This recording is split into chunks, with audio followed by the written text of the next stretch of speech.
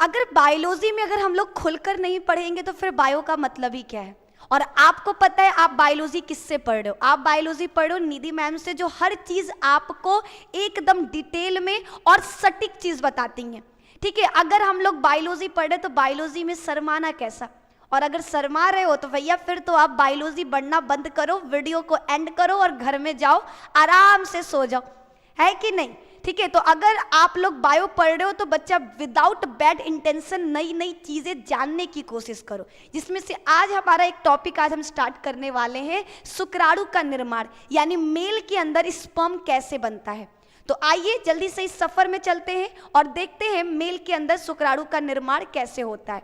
ठीक है, तो स्टार्टिंग होगा बच्चा मेल के शुक्राणु की अगर बात करें तो मेल में आपको दोनों टांगों के बीच में, ठीक है, एक मेल का अगर आप संरचना देखो तो मेल का जो दोनों टांग होते हैं उनके बीच में आपको एक लटकी हुई संरचना, थैली की बनी हुई लटकी हुई संरचना देखने को मिलेगा, जिसे हम क्या कहते हैं? वृषण कोश कहते हैं। और इस वृषण कोश के अंदर दो अंडाकार गुलाबी रंग का, दो अंडाकार गुलाबी रंग का क्या पाया जाता है? एक संरचना पाया जाता है जिसे वृषण के नाम से जानते हैं।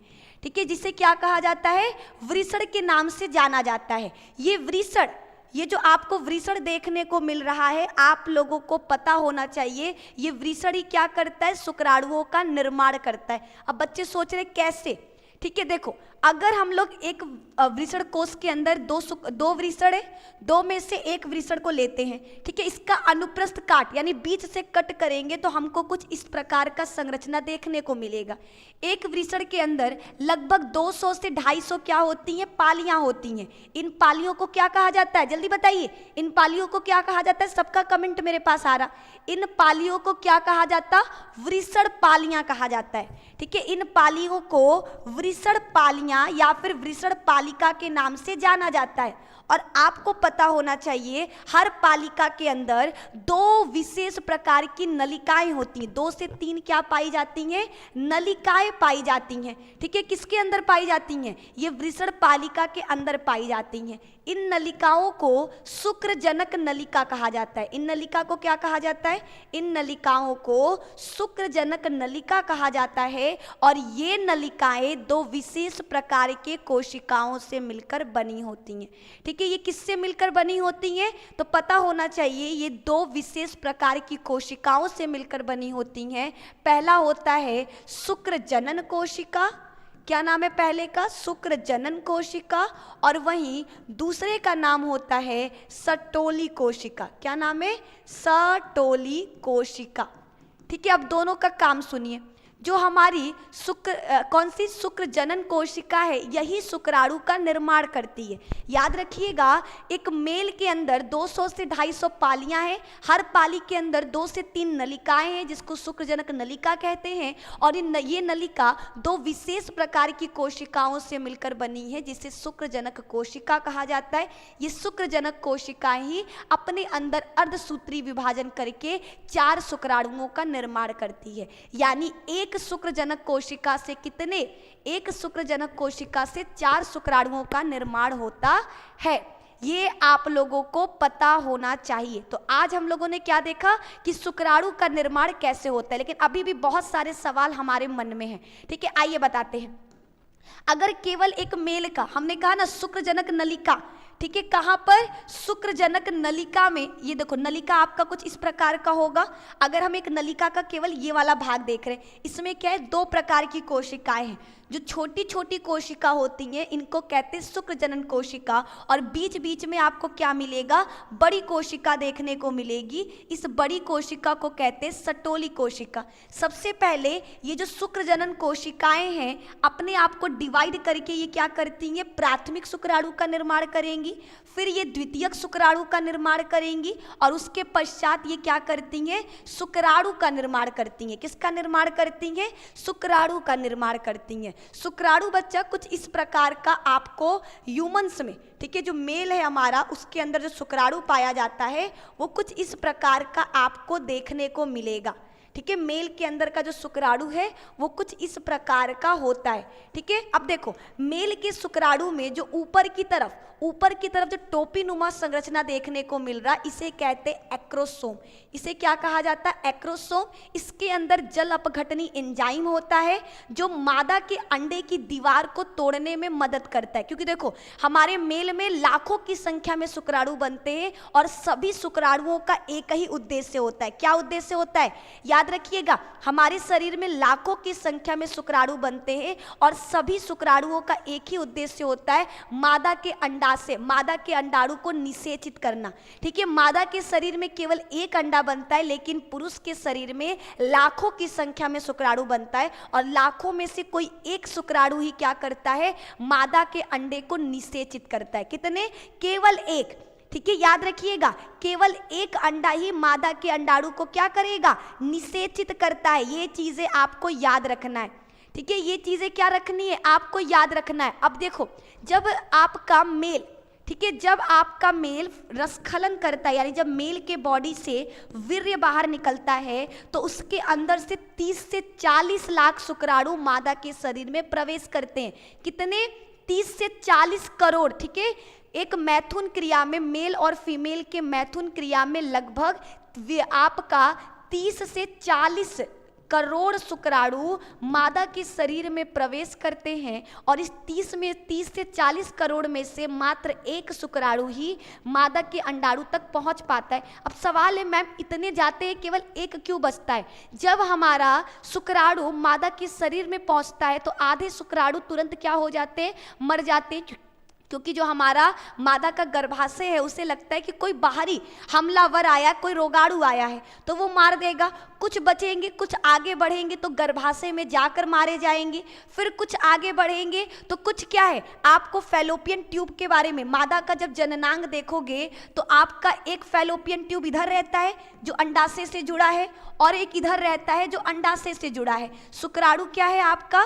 मादा के योनि से होता हुआ ये क्या है? अंदर की तरफ प्रवेश करेगा इस तरीके से, ठीक है। अब कुछ शुक्राणु क्या है? अंडा, जैसे मान लो हर महीने में अलग अलग डायरेक्शन से आपका क्या होता है? अंडाणु बनता है। अगर जैसे एक महीने में इधर अंडाणु बना तो नेक्स्ट मंथ में यहाँ, यानी दोनों फैलोपियन ट्यूब में अंडाणु एक साथ नहीं आते, ठीक है।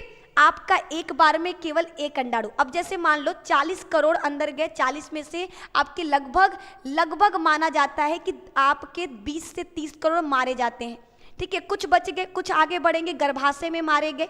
200 क्या होते? 200 शुक्राणु ही आपका गर्भाशय में प्रवेश कर पाते हैं। 200 में से 100 आपका इस दिशा में चले गए, 100 इस दिशा में आ गए।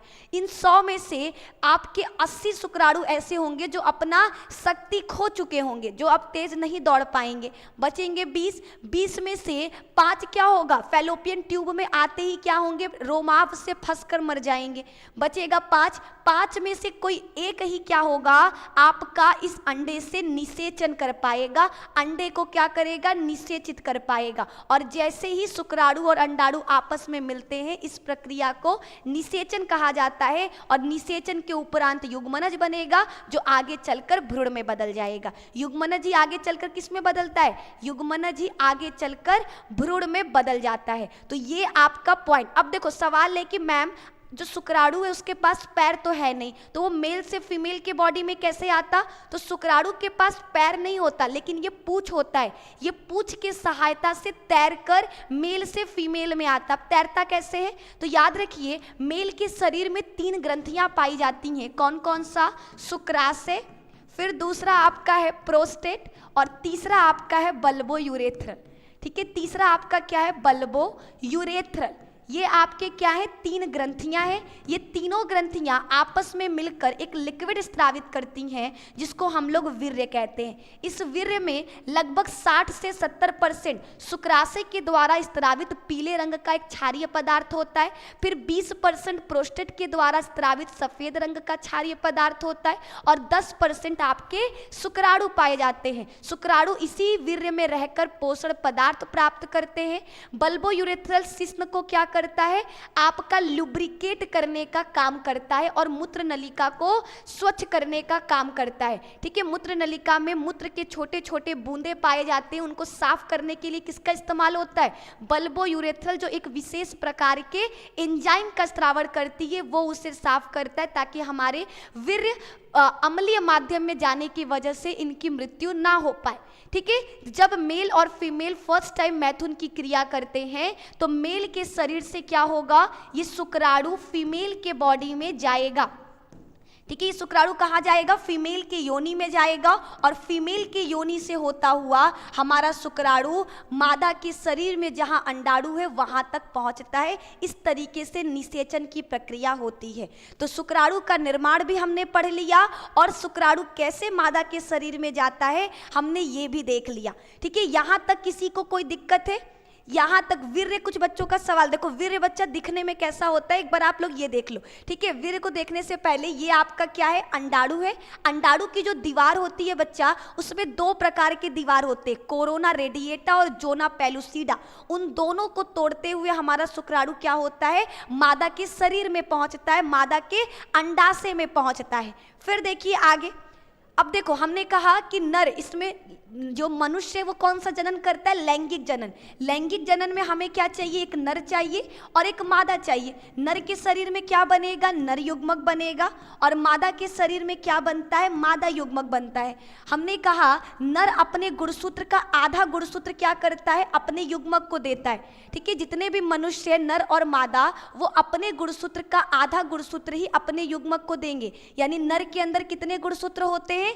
44 प्लस XY। तो ये अपने नर युग्मक यानी शुक्राणु को क्या देगा? ये अपने शुक्राणु को या तो 22 प्लस X दे सकता है। ठीक है, 44 का आधा 22 और XY में से कोई एक देगा, यानी कभी X दे देगा तो कभी क्या देता है? 22 प्लस Y देता है। अगर 22 प्लस X मादा के शरीर में जाएगा तो लड़की उत्पन्न होगी और अगर 22 प्लस Y वाला शुक्राणु मादा के शरीर में जाएगा तो लड़का उत्पन्न होगा। इसके बारे में पहले ही आपको बता चुके हैं। फिर अगर बात करें मादा का, तो मादा का लिंग गुणसूत्र होता है 44 प्लस XX। मादा क्या करती है? मादा युग्मक का निर्माण करती है जिसे हम अंडाणु कहते हैं और इस अंडाणु में आपको क्या मिलेगा? आधा गुणसूत्र यानी 22 प्लस XX में से कोई सा भी देगी, क्या आएगा? X आएगा। ठीक है, तो इस तरीके से नर और मादा युग्मक हमारे पाए जाते हैं। जब ये दोनों आपस में मिलेंगे तो हमें क्या मिलेगा? 44 प्लस XX वाला संतान या फिर 44 प्लस XY वाला संतान देखने को मिलेगा। अगर 44 प्लस XX बनता है तो यानी लड़की और 44 प्लस XY बनता है यानी लड़का। ये आपका एकदम फुली तरीके से हमने क्या किया? कंप्लीट किया। अब ये देखो हमारा शुक्राणु बच्चा कुछ इस प्रकार का देखने को मिलेगा। ये क्या है? ये इसका पूंछ है। यहाँ पर माइटोकॉन्ड्रिया पाया जाता है जो इसको क्या देता है? ऊर्जा देता है। जैसे हम लोग इतना काम कर रहे, बोल रहे हैं तो हमारे शरीर में क्या है? एनर्जी। हमारे बॉडी में भी कौन बनाता है एनर्जी? माइटोकॉन्ड्रिया बनाता है। वैसे ही शुक्राणु को मेल से फीमेल के बॉडी में जाना है तो क्या चाहिए? एनर्जी चाहिए। वो एनर्जी कौन देगा? शुक्राणु के अंदर पाए जाने वाला माइटोकॉन्ड्रिया देगा। ऊपर का भाग इसका शीर्ष भाग कहलाता है जिसमें पिता के सारे गुण होते हैं। ठीक है, एक पिता का जितना भी आनुवांशिक पदार्थ है वो कहाँ पाया जाता है? तो याद रखिएगा वो शुक्राणु के शीर्ष पे पाया जाता है। ठीक है, और शुक्राणु के शीर्ष पर ही एक टोपी नुमा संरचना पाया जाता है जिसे हम एक्रोसोम कहते हैं। इसके अंदर एक्रोसोम एंजाइम पाया जाता है जो क्या करता है? जो हमारे अंडाणु के दीवारों को तोड़ने का कार्य करता है। आप उसको जल अपघटनी एंजाइम भी कह सकते हो। फिर आगे बढ़ेंगे। आगे मेल के वृषण में, ये मेल का वृषण है। यहाँ पर क्या होगा? यहाँ पर आपका शुक्राणु का निर्माण होगा। हमने आपको आज ही बताया कि मेल के शरीर में शुक्राणु बनने के बाद वो शुक्रवाहिनी से होता हुआ कहाँ पर आता है? शुक्राशय में आता है जहाँ पर वो स्टोर रहता है। जब मेल क्या करेगा? वीर्य रसखलन यानी वीर्य को बाहर निकालेगा तो शुक्राशय क्या करेगा? वीर्य को मुक्त कर देगा जो मूत्र नलिका से होता हुआ शिश्न के छिद्र से बाहर निकल जाता है। ये पूरी प्रक्रिया हो गई शुक्राणु बनने से लेकर शुक्राणु के बाहर निकलने तक की। फिर आगे बात करेंगे, ये हमारा वृषण है। क्या है ये आपका वृषण। वृषण में क्या था, हमें पता है वृषण में हमारी पालियां होती हैं 200 से 250, जिसको वृषण पालिका कहते हैं। हर पालिका के अंदर 2 से 3 नलिकाएं होती हैं जिनको शुक्रजनक नलिका कहा जाता है, और इन्हीं नलिकाओं के अंदर जो शुक्रजनक कोशिका होती है वो शुक्राणु बनाने का काम करती है। शुक्राणु को परिपक्व, देखो अब जैसे बच्चा, छोटा बच्चा पैदा हुआ तो उसको तो पता नहीं कि उसको आगे चलकर डॉक्टर बनना है कि पुलिस बनना है। अब ये कौन बताता है, ये आप उस घर के जो पेरेंट्स होते, माँ बाप होते, टीचर होते, वो बताते। वैसे ही शुक्राणु बन तो गया, लेकिन शुक्राणु को कौन बताएगा कि तुम्हारी जिंदगी का एक ही लक्ष्य है, मादा के शरीर में जाकर अंडाणु को निषेचित करना। ये बताता है वृषण के ऊपर, वृषण के आधे भाग पर एक नलिका पाई जाती है जिसे अधिवृषण कहते हैं। इसका काम है उसे बताने का, ठीक है। अधिवृषण क्या करती है, इन शुक्राणुओं को परिपक्व करने का काम करती है। जब हमारे शुक्राणु परिपक्व हो जाते हैं तो ये शुक्रवाहिनी, जो एक बहुत ही लंबी नलिका है, इससे होता हुआ कहाँ चला जाता है, शुक्राशय में जो ग्रंथि है वहां पर जाकर स्टोर रहता है। वहीं पर हमारा वीर्य क्या होता है, बना रहता है। उस वीर्य में मिलकर वो क्या करता है, खाने के लिए पोषक पदार्थ और एनर्जी का निर्माण करता है। ये आपका हो गया पूरी तरीके से कंप्लीट। शुक्राणु का संरचना बच्चा कुछ इस प्रकार का है। सभी बच्चों को शुक्राणु का संरचना बनाने आना चाहिए, ठीक है। एग्जाम में स्पर्म का स्ट्रक्चर कई बार आता है। जिन भी बच्चों को स्पर्म का स्ट्रक्चर नहीं आता वो सीख ले। स्पर्म में आपको क्या देखने को मिलेगा, एक पूछनुमा भाग देखने को मिलेगा। ऊपर की तरफ आपको क्या मिलेगा, एक्रोसोम, जो आपके अंडाणु के दीवार को तोड़ने का कार्य करता है। और अब सबसे लास्ट टॉपिक ये रहा हमारा स्पर्म, ठीक है। ये क्या है, ये आपका वीर्य है जिसको सेमन के नाम से जानते हैं, ठीक है। इसमें क्या है, ये आपका किससे निर्मित होता है, तो ये आपके नर के शरीर में पाए जाने वाली ग्रंथियों से होता है। शुक्राशय, प्रोस्टेट, बल्बोयूरेथ्रल, तीनों ग्रंथियों से एक विशेष प्रकार का लिक्विड स्रावित होता है जो आपस में मिलकर वीर्य का निर्माण करता है। वीर्य एक दूधिया पदार्थ है।